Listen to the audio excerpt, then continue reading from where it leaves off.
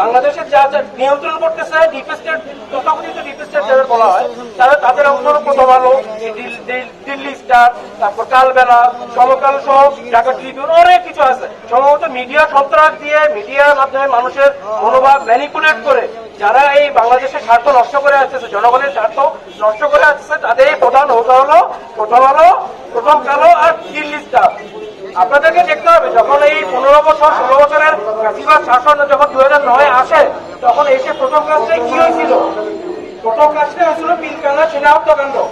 সেই সেনা হত্যাকাণ্ডর কয়েকদিন পর যখন বাংলাদেশে এক অবসরপ্রাপ্ত ব্রিগেডিয়ার জেনারেল সম্ভবত একজন নিয়মিত কলম লেখছে কি এই পিলখানা হত্যাকাণ্ডের ন্যারেটিভটা, পিলখানা হত্যাকাণ্ডের পিছনের কারণটা, আসল কারণটা ঢেকে, যাতে ওদের যে ন্যারেটিভ, আওয়ামী লীগের হাসিনার ন্যারেটিভটা সামনে আসে। এভাবে ওরা আসল কারণ থেকে বাংলাদেশের মানুষের, জনসাধারণের ন্যারেটিভটা ছড়ায় রাখে।